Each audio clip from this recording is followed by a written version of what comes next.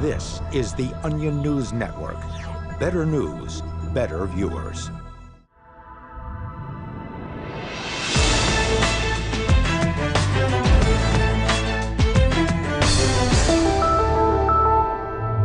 Congress today reauthorized funding for Facebook, the massive online surveillance program run by the CIA.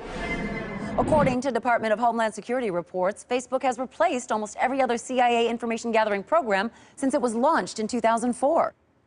After years of secretly monitoring the public, we were astounded so many people would willingly publicize where they live, their religious and political views, an alphabetized list of all their friends' personal email addresses, phone numbers, hundreds of photos of themselves, and even status updates about what they were doing moment to moment. It is truly a dream come true for the CIA.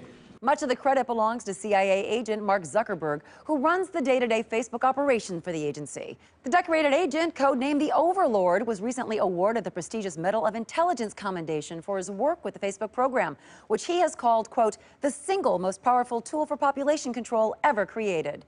Among the biggest successes of the Facebook program is Operation Farmville, which the CIA credits with pacifying as many as 85 million people after unemployment rates rose dramatically. Other features, such as the suggested friends window, have been instrumental in allowing government agents to infiltrate deeper into the friend networks of suspected dissidents. For some expert analysis now on the story, let's check in with the Fact Zone's first responders.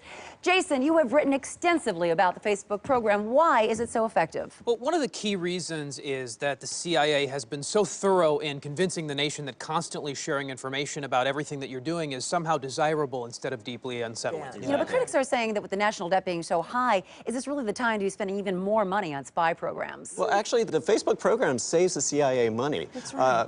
Like the Maps application, where you list every place that you've been, whether it's the state or a country. Or... Oh, right, with the little pins, they show where you visited. Yeah, yes. I like that. That kind of information would have taken the CIA months of going through hotel receipts and plane tickets to figure it all out.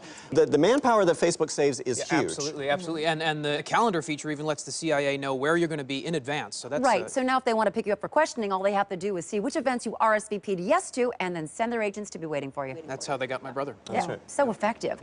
But guys, with all the focus on the Facebook program, is it taking away from some of the other CIA programs like the Twitter initiative? Yeah, the funding for that should be cut entirely. Right, 400 billion tweets and not one useful bit of data was ever transmitted. Oh, that's true. Now, is this trend of social network information gathering dangerous?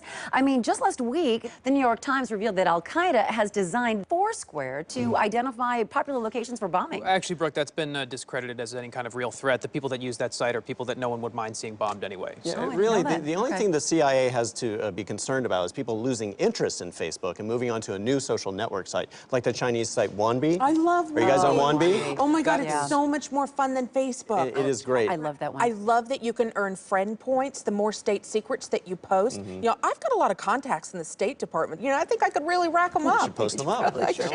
All right, first responders, thank you so much as always. You know, I'm, of course, a big fan of any social networking site. It allows me to interact with my fans without having to see, hear, or smell them.